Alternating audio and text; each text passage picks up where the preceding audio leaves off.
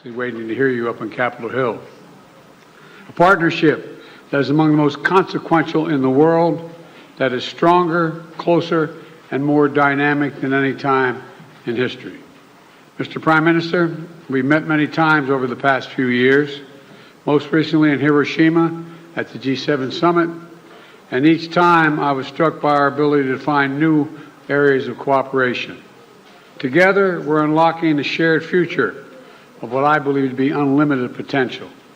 And with this visit, we're demonstrating once more how India and the United States are collaborating on nearly every human endeavor and delivering progress across the board. From designing new ways to diagnose and treat illnesses like cancer and diabetes, to collaborating on human spaceflight, including sending an Indian astronaut to the International Space Station in 2024, to accelerating the global clean energy transition and tackling the climate crisis we face, to harnessing our shared expertise on critical and emerging technologies like quantum computing and artificial intelligence, to ensuring they are not used as tools of misinformation and oppression. We are doubling down on our cooperation to secure our semiconductor supply chains, advancing Open RAN telecommunications networks, and growing our major defense partnership with the more joint exercises, more cooperation between our defense industries, and more consultation and coordination across all domains. Our economic relationship is booming. Trade between our countries has almost doubled over the past decade to more than $191 billion, supporting tens of thousands of good jobs in both India and the United States. Add to that, 1 million American jobs across 44 states will be supported by the purchase of more than 200 American-made Boeing aircraft by that Air India is announcing earlier this year. And with this visit, Indian firms are announcing more than $2 billion in new investments in manufacturing, solar in Colorado, steel in Ohio, and optic fiber in South Carolina, and much more. Further proof that America's manufacturing is back. We're expanding educational exchanges for our students, building on the record 125,000 student visas for Indians to study in the United States we issued last year, and opening new consulates that's going to make it easier for our people to travel, work, and collaborate together. On the issues that matter most and that will define the future, our nations look to one another, including on critical regional and global issues. And today, we also talked about our shared efforts to mitigate the humanitarian tragedies unleashed by Russia's brutal war in Ukraine and to defend the core principles of the UN Charter's sovereignty and territorial integrity. We discussed our work through the Quad and how India and the United States, together with Australia and Japan, can ensure the vital Indo-Pacific region remains free, open, prosperous, and secure.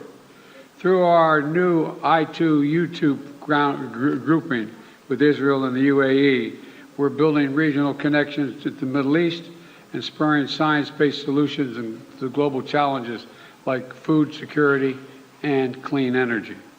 And this year, under India's leadership of the G20, we're putting sustainable development at the center of the agenda. We're delivering meaningful action on low and middle-income nations, including multilateral development bank reform, debt relief, and building resilient and equitable health systems. The bottom line is simple. We want people everywhere to have the opportunity to live in dignity. And let me close with this. Indians and Americans are both peoples who innovate and create, turn obstacles into opportunities, who find strength in community and family, and who cherish freedom and celebrate the democratic values of universal human rights which face challenges around the world and in each of our countries, but which remain so vital to the success of each of our nations. Press freedom, religious freedom, tolerance, diversity. India now has the most populous country, is now the most populous country in the world. It's a democracy. We understand that it is the brilliance and the backbone of our people, as diverse in talents and traditions that make us strong as a nation. It's democracies that do that. We see that so clearly here in the United States, where a vibrant Indian American community of more than 4 million strong contributes every single day to the writing of the future of our nation. Indian Americans of every background and faith, representing the full diversity of India, are pursuing their American dream while maintaining deep connections for their Indian heritage and families. That makes us all stronger. That is a cornerstone of this essential partnership between India and the United States. And that is why I know the friendship between our nations is only going to grow as we face the future together. Mr. Prime Minister, the floor is yours.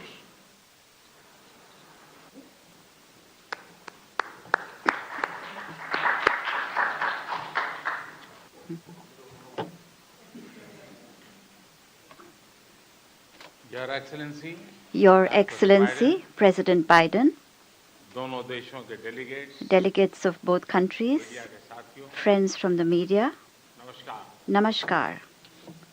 सबसे पहले मैं First of all, I thank President Biden for his warm words and for his positive views on India-America relations. Friends, today is a day that has special importance in the history of India-America relations.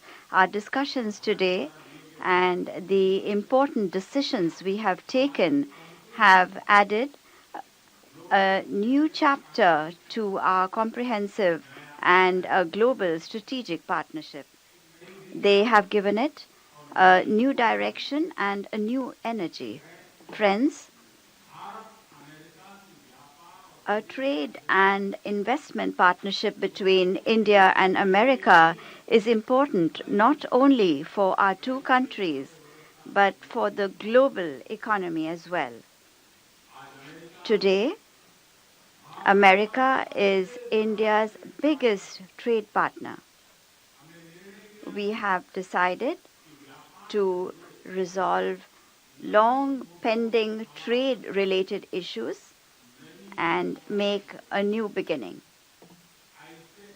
The initiative for critical and emerging technologies, ICET, has emerged as an important framework for our technical cooperation. में उभरा है artificial intelligence, semiconductors, space, quantum और telecom जैसे क्षेत्रों में अपना सहयोग बढ़ाकर हम एक मजबूत और फ्यूचरिस्टिक साझेदारी की रचना कर रहे हैं। अमेरिका की माइक्रोन, गूगल तथा एप्लाइड मटेरियल जैसी कंपनियों द्वारा भारत में निवेश करने का निर्णय इस फ्यूचरिस्टिक साझेदारी का प्रतीक है। इस यात्रा के दौरान मुझे अमेरिका के कुछ अन्य सीईओज के साथ मुलाकात करने का भी अवसर मिला। उनके साथ हुई चर्चाओं में भी मैंने भारत के प्रति उत्साह और एक सकारात्मक सोच महसूस किया। हम दोनों सहमत हैं कि हमारी स्ट्रैटेजिक टेक्नोलॉजी पार्टनरशिप को सार्थक करने में गवर्नमेंट्स, बिजनेसेस और एकेडमिक इंस्टीट्यूशंस का साथ आना बहुत महत्वपूर्ण है। क्लीन एनर्जी ट्रांजिशन में भारत और अमेरिका के साझे विजन को इम्प्लीमेंट करने के लिए हमने कई महत्वपूर्ण इनिशिएटिव लिए हैं।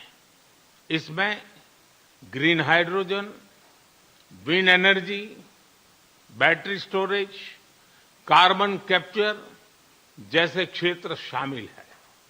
हमने यह भी निर्णय लिया कि वैश्विक अनिश्चितताओं के बीच भारत और अमेरिका ट्रस्टेड पार्टनर्स की तरह रिलायबल, सिक्योर और रेजिलिएंट ग्लोबल सप्लाई चेन और वैल्यू चेन तैयार करेंगे। भारत और अमेरिका के बीच करीबी रक्षा सहयोग हमारे आपसी विश्वास और साझा रणनीतिक प्राथमिकताओं का प्रतीक है। पुराने समय के बायर सेलर्स रिलेशनशिप पीछे छोड़कर आज हम ट्रांसफर ऑफ टेक्नोलॉजी, को डेवलपमेंट और को प्रोडक्शन की तरफ बढ़ चुके हैं। जनरल इलेक्ट्रिक द्वारा भारत में टेक्नोलॉजी ट्रांसफर के माध्यम से इंजन बनाने का निर्णय एक लैंडमार्क एग्रीमेंट है। इससे दोनों देशों में रोजगार के नए अवसर भी खुलेंगे। यह आने वाले समय में हमारे रक्षा सहयोग को एक नया स्वरूप देगा। इस सहयोग में दोनों देशों के रक्षा उद्योग और स्टार्टअप्स महत्वपूर्ण पार्टनर्स हैं। उन्हें आपस में जोड़ना हमारे डिफेंस इंडस्ट्रियल रोडमैप का मुख्य उद्देश्य है। स्पेस साइंस और टेक्नोलॉजी में हमारा गहरा और वर्षों पुराना सहयोग रहा है। आज हमने आर्टेमिस अकॉर्ड्स में शामिल होने का निर्णय लेकर हमारे स्पेस कोऑपरेशन में एक लंबी उड़ान भरी है। संक्षेप में कहूं तो भारत और अमेरिका की साझेदारी के लिए even sky is not the limit. Friends, हमारे संबंधों का सबसे महत्वपूर्ण स्तंभ हमारे पीपल टू पीपल टाइज है। भारतीय मूल के 40 लाख से भी ज्यादा लोग आज अमेरिका की प्रगति में महत्वपूर्ण योगदान दे रहे हैं। आज सुबह व्हाइट हाउस में इतनी बड़ी संख्या में भारतीय लोगों की उपस्थिति इस बात का प्रमाण है कि इंडियन अमेरिकन्स हमारे संबंधों की असली ताकत है। इन संबंधों को और गहरा करने के लिए हम अमेरिका द्वारा बेंगलुरु और अहमदाबाद में कॉन्सुलेट्स खोलने के निर्णय का स्वागत करते हैं। उसी तरह सिएटल में भारत का नया कॉन्सुलेट खोलेंगे। फ्रेंड्स, आज की बैठक में हमने कई क्षेत्रीय एवं वैश्विक मुद्दों पर चर्चा की। इंडो पैसिफिक में शांति और सुरक्षा यह हमारी साझा प्राथमिकता है। हम एकमत है कि इस क्षेत्र का विकास और सफलता पूरे विश्व के लिए महत्वपूर्ण है। हमने क्वाड पार्टनरशिप के साथ मिलकर इस क्षेत्र के सभी देशों के साथ अपना समन्वय बढ़ाने पर विचार साझा किए। आतंकवाद और कट्टरवाद के खिलाफ लड़ाई में भारत और अमेरिका कंधे से कंधा मिलाकर चल रहे हैं। हम सहमत हैं कि क्रॉस बॉर्डर टेररिज्म को समाप्त करने के लिए ठोस कार्रवाई आवश्यक है। कोविड महामारी और यूक्रेन संघर्ष से ग्लोबल साउथ के देश विशेष रूप से पीड़ित हुए हैं। हमारा मत है कि इन समस्याओं के समाधान के लिए सभी देशों का एकजुट होना अनिवार्य है। यूक्रेन के घटनाक्रम के शुरुआत से ही भारत ने डायलॉग और डिप्लोमेसी के माध्यम से इस विवाद को सुलझाने पर जोर दिया है। हम शांति की बहाली के लिए हर संभव योगदान देने के लिए पूरी तरह से तैयार है। भारत की G20 की अध्यक्षता में हम one earth, one family, one future उस पर बल दे रहे हैं। ग्लोबल साउथ की प्राथमिकताओं को आवाज दे रहे हैं। मैं राष्ट्रपति बाइडेन का धन्यवाद करता हूं कि उन्होंने अफ्रीका को G20 का पूर्ण सदस्य बनाने के मेरे प्रस्ताव पर समर्थन जताया है।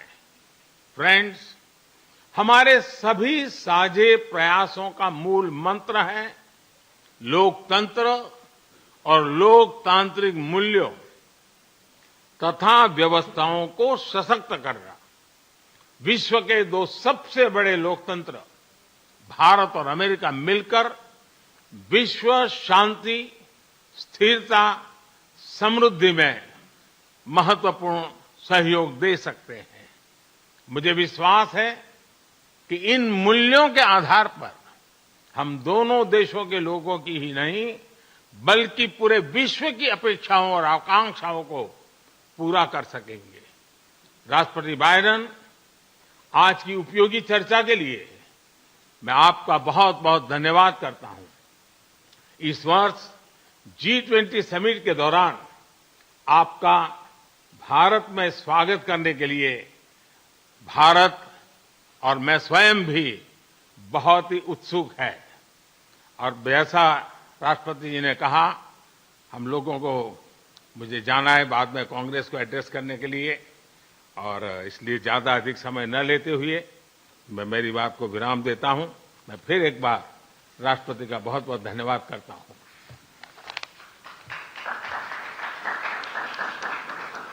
Well, the Congress is actually waiting to, and anxiously waiting to hear you.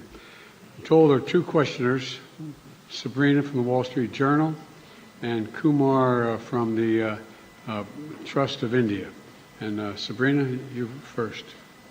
Thank you, Mr. President. I have a question for the Prime Minister, but first a two-part question for you.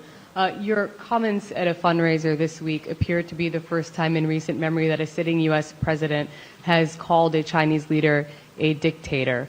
Did those comments about President Xi undermine or complicate the progress your administration has made in maintaining a relationship with China? And secondly, on India, as you raise these broader issues of human rights and democracy, what is your message to those, including some members of your own party, who say that your administration is overlooking the targeting of religious minorities and crackdown on dissent in Prime Minister Modi's country? The answer to your first question is no. When we're talking to our allies and partners around the world, including India, we let the idea of my choosing and avoiding saying what I think is the facts with regard to the relationship with India, with China, is just not something I'm going to change very much. I think I believe that, and I've said this for some time, that the hysteria about the relationship with China is collapsing and moving, et cetera, we had an incident that caused some confusion, you might say. But Secretary Blinken had a great trip to China. I expect to be meeting with President Xi sometime in the future, in the near term, and I don't think it's had any real consequence. And what was your second question? So as you raise these broader issues of human rights and democracy, what is your message to those, including some members of your own party, who believe that your administration is overlooking the targeting of religious minorities and a crackdown on dissent in India? Well, look, the Prime Minister and I had a good discussion about democratic values, and that's the nature of our relationship. We're straightforward with each other, and we respect each other. One of the fundamental reasons that I believe the U.S.-China relationship is not in the space it is in the U.S.-Indian relationship is that there's an overwhelming respect for each other because we're both democracies. And it's a common democratic character of both our countries and our people, our diversity, our culture, our open, tolerant, robust debate. And I believe that we believe in the dignity of every citizen. And it is in America's DNA, and I believe in India's DNA, that the whole world has a stake in our success, both of us, in maintaining our democracies. makes us appealing partners and enables us to expand democratic institutions around the world. And I believe this, and I still believe this. Mr. Prime Minister, India has long prided itself as the world's largest democracy, but there are many human rights groups who say that your government has discriminated against religious minorities and sought to silence its critics. As you stand here in the east room of the White House, where so many world leaders have made commitments to protecting democracy, what steps are you and your government willing to take to improve the rights of Muslims and other minorities in your country and to uphold free speech?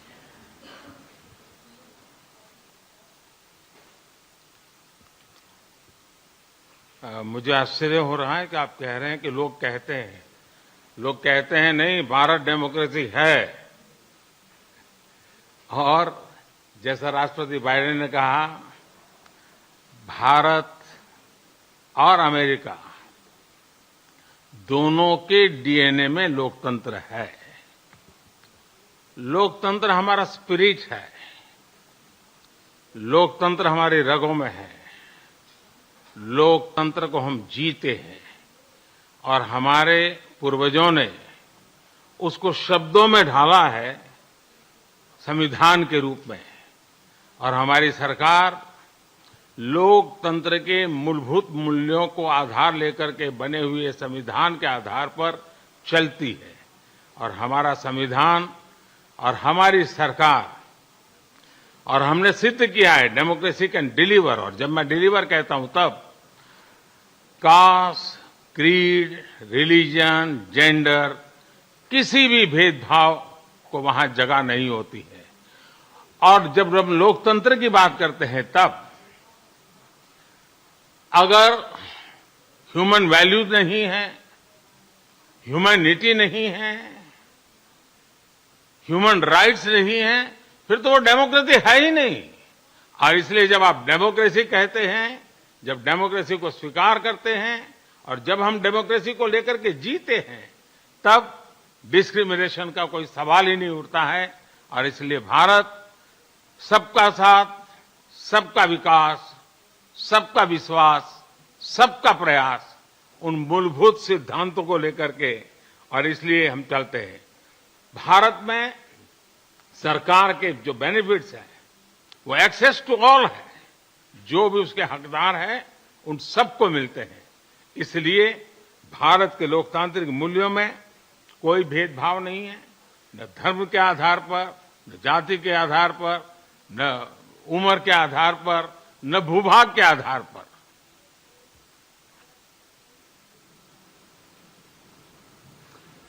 Kumar. Yeah, thanks a lot, sir. Sir, my question is on the issue of climate change. Both countries have spoken strongly about the need to tackle the climate change, but there is a view. Both countries have spoken about the challenge of climate change, but there is a view that ambitious targets are set, but implementation is found often lacking. And there is also a criticism of lack of technological transfer, financial transfer from the developed countries to the developing nations. How do you both leaders see the way ahead on this pressing issue? Well, first of all, I think it is the existential threat to humanity, climate change. It's the most serious problem we face as human beings. We have to keep it below 1.5 degrees Celsius.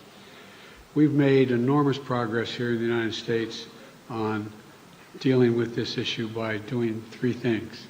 Number one, by insisting that we move every one of our industries into a position where they can take advantage of cheaper and more extensive and more available renewable energy, whether it's solar or wind or hydrogen and green hydrogen. There's a whole range of things we've been working on. In addition to that, we find ourselves in a position that what we've done is that we have significantly reduced for example, I made a commitment that we are going to make sure that by 2030, 30% of all our land and sea and oceans were